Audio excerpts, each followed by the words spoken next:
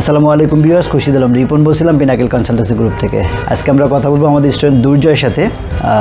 দুর্জয় recently কানাডার visa পেয়েছে। তো চলুন কথা বলি দুর্জয়ের সাথে। দুর্জয়, কংগ্রাচুলেশন। Thank you.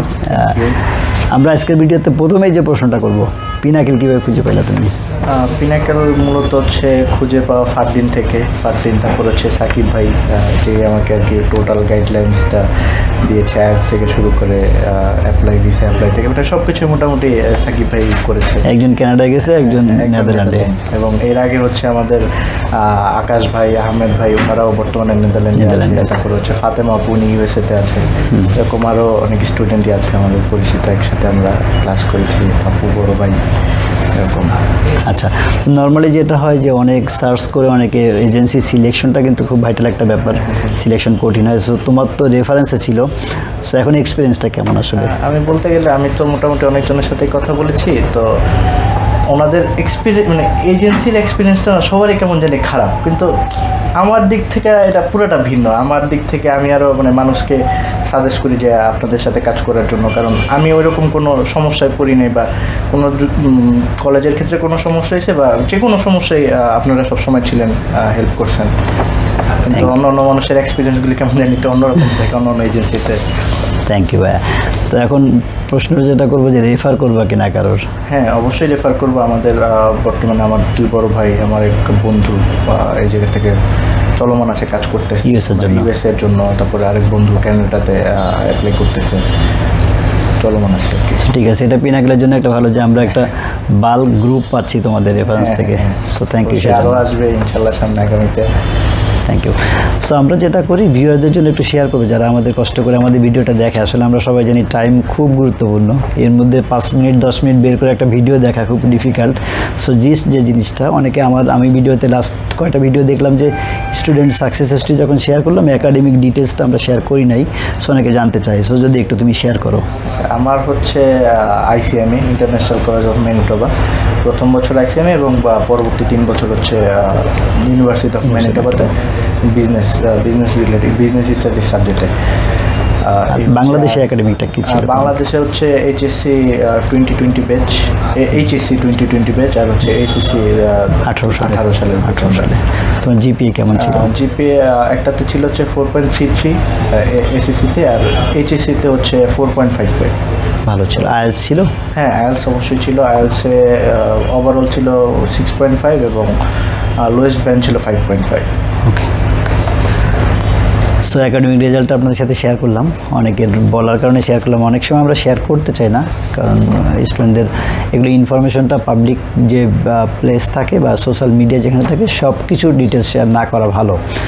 আমরা আমাদের পোস্টগুলোতে খেয়াল করবেন যে আমরা অ্যাড্রেসটা আগে শেয়ার করতাম, এটা রিসেন্টলি শেয়ার করছি না, কারণ কোনো না কোনো একজন আমাদের কমেন্টস করে বলেছিলেন যে আপনারা কেন একজনের পার্সোনাল ডিটেলস শেয়ার করেন। সো যেটুকু শেয়ার করলে আমরা মনে করি যে প্রবলেম না, সেটুকু শেয়ার করি আর কি। সো দুর্জয়, একটু ভিসাটা একটু দেখাবা। ওকে। সো ভিউয়ার্স, এটা দুর্জয়ের ভিসা। Okay, thank you.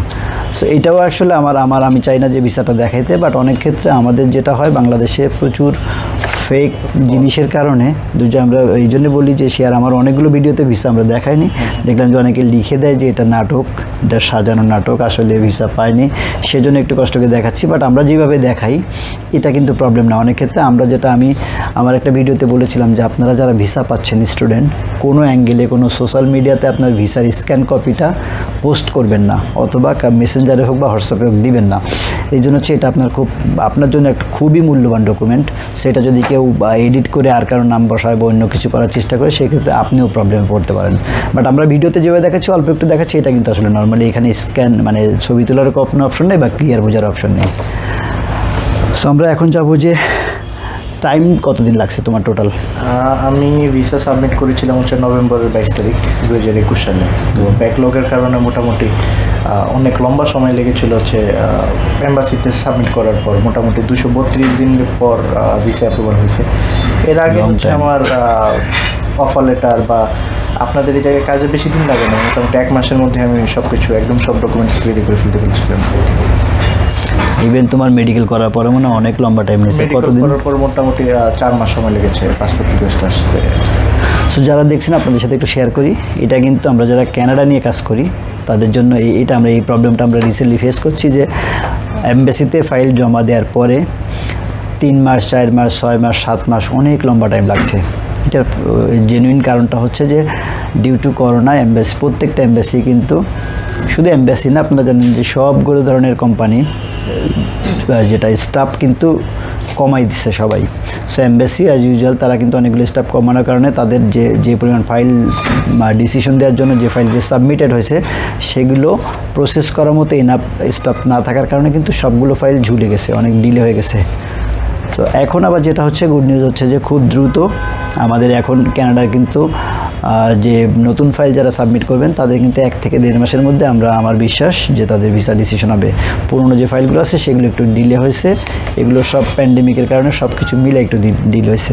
এর আগে আমাদের কিন্তু যখন ছিল মেডিকেল করার পরে সর্বোচ্চ যেটা টাইম ছিল সেটা হচ্ছে 35 ডেজ দুর্জয়, এর মধ্যে পাসপোর্ট কল ছিল। তোমারটা আমরা দেখলাম যে অনেক লম্বা টাইম লাগছে, মানে 10 ডেজের মধ্যে বেশিরভাগগুলো চলে। নর্মালি আমি বলছি ম্যাক্সিমাম, আমার এক্সপিরিয়েন্স যেটা যে সর্বোচ্চ একটা স্টুডেন্টের লাগছিল 35 ডেজ।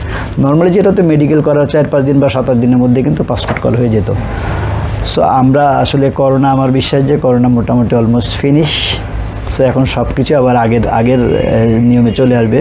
ইভেন কানাডার জন্য গুড নিউজ যেটা হচ্ছে যে কানাডা কিন্তু 2023 সালে অনেক বেশি স্টুডেন্ট ভিসা দিবে, এটা আমাদের কাছে মোটামুটি একটা আমরা আশা করি। এবং এটা একটা নিউজ আছে যে 23 সালে 23-20 দুইটা বছর কিন্তু কানাডার জন্য প্রচুর ভিসা হবে।